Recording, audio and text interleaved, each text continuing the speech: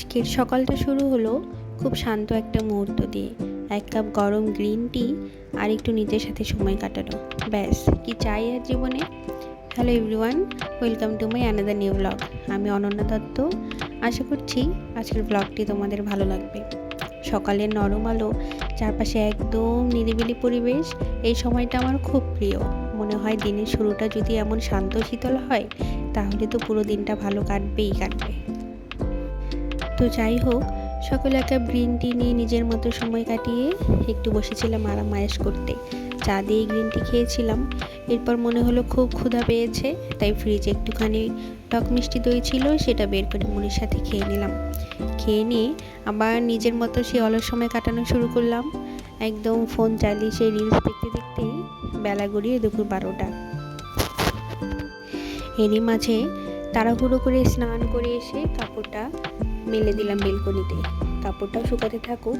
গতকাল থেকে ওয়েদারটা খুব বেশি একটা ভালো না, তবে না, আমার এই ওয়েদারটা খুব ভালো লাগছে জানো। এত বাতাস, জানালা খুললেই পশ্চিম দিক থেকে সজোরে বাতাস আসছে। ঘরের ফ্যানের আর কোনো প্রয়োজনই পড়ছে না। যাই হোক, স্নান করে এসে দেখি প্রায় বেলা 12:30টার মতো। আজ আর খুব ভারী কিছু না, একদম সহজ আর আরামদায়ক একটা খাবার রান্না করব।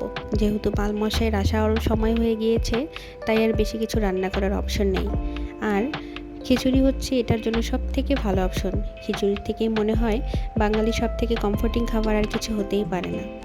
যাই হোক, আজ আর তাই হাঁড়িতে বা কড়াইতে রান্না করব না, আজ একদম প্রেশার কুকারে শর্টকাটভাবেই করে ফেলবো নিরামিষ খিচুড়ি। আজ আর পেঁয়াজ রসুন দিয়ে কিছু করব না, সব কিছু নিরামিষভাবেই করব।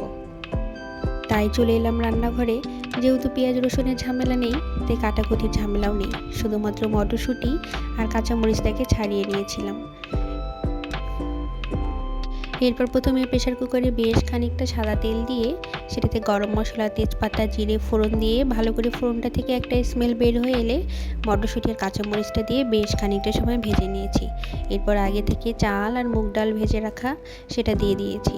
দিয়ে আরও খানিকক্ষণ সময় ভেজে নিয়ে চাল ডালের সম পরিমাণের ডাবল জল দিয়েছি।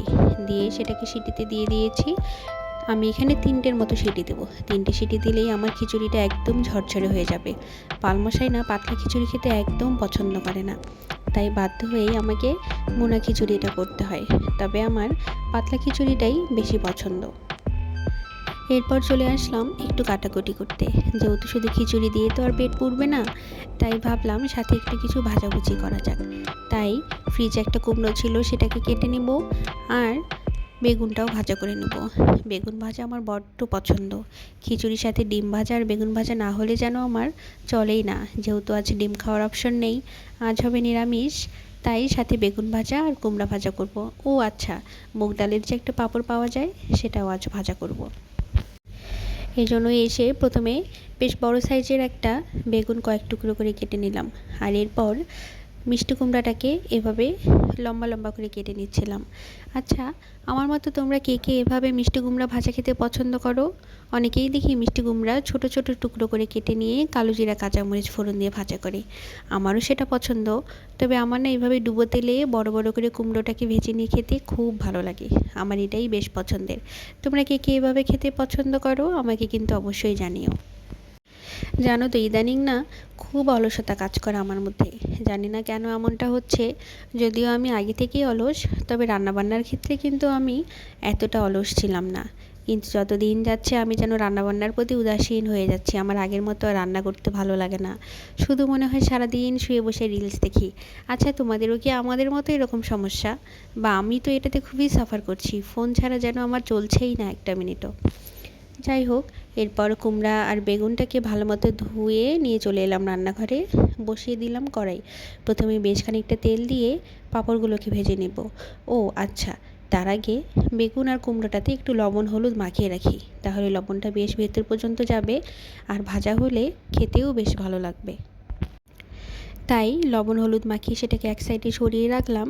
আর কড়াইতে সাদা তেল গরম করে এক এক করে পাঁপড়গুলো ভাজতে শুরু করলাম। পালমশাইয়ের এই মুগের ডালের পাঁপড়টা খুবই পছন্দ, তাই ভাবলাম আজ যেহেতু একদম শর্টকাট ওয়েতে ফাঁকিবাজি করে রান্না করেছি, তাই পাঁপড়টাকে ভেজে দিলেই অন্তত একটু রক্ষে পাওয়া যাবে। সে আর কিছু বলবে না, বরং সে খুশি হবে। যাই হোক, এরপর একে একে বেশ কয়েকটা পাঁপড় ভেজে নিলাম।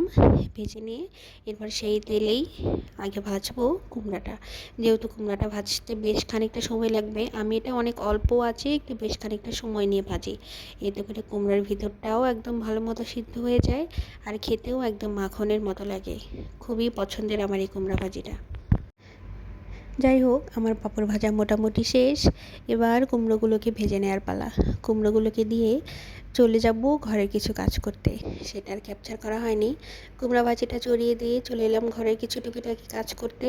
ঘরের বেডের মাথার কাছটা একটু ময়লা হয়েছিল, তাই ভাবলাম সেটা একটু পরিষ্কার করে ফেলি। আর বেডটাও একটু অগোছালো হয়েছিল। যেহেতু পালমশাই একটু দেরি করেই ঘুম থেকে উঠেছে, তাই এর বেডটাকে ওইভাবে গোছানো হয়ে ওঠেনি। এরপর ঘরটা ঝাড়ু দিয়ে নিজের কিছু কাজ করে নিলাম। আর খিচুড়ির সাথে যেহেতু আমরা সালাদ খাবো, তাই সালাদের জন্য টমেটো আর গাজর শসাও কেটে নিলাম। আজ আর যেহেতু আমিষ কিছু খাবো না, তাই আর পেঁয়াজ দেওয়ার কোনো অবকাশ নেই, তাই আজকে সেটাকে বড় বড় করে টুকরো করেই কেটে নিলাম। আজ আর কুচি কুচি করে কাটবো না।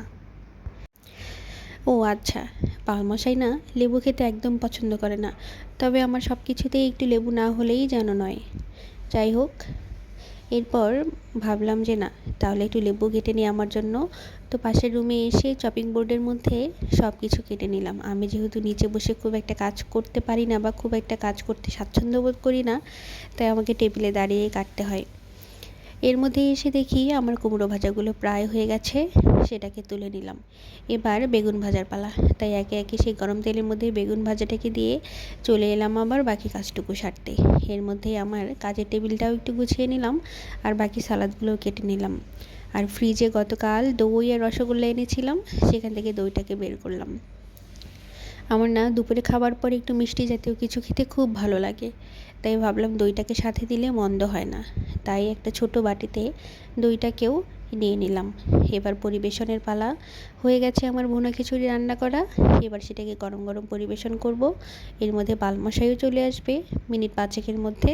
তারপর দুজন মিলে একসাথে আরাম আয়েসে বসে একদম ধোয়া ওঠা গরম খিচুড়ি, বেগুন ভাজা, কুমড়া ভাজা, পাঁপড় ভাজা, লেবু, শসা, গাজর আর টক দই খাবো। আজকের ব্লগটি তোমাদের কেমন লাগলো তোমরা অবশ্যই আমাকে জানিও। আর হ্যাঁ, এমন নতুন নতুন ব্লগ দেখতে আমার চ্যানেলটিকে তোমরা সাবস্ক্রাইব করো আর আমার পাশে থেকো। ধন্যবাদ তোমাদের সকলকে। আবারও নতুন একটি ব্লগ নিয়ে, নতুন কোনো গল্প নিয়ে তোমাদের সাথে দেখা হবে। ততক্ষণ তোমরা ভালো থেকো, সুস্থ থেকো।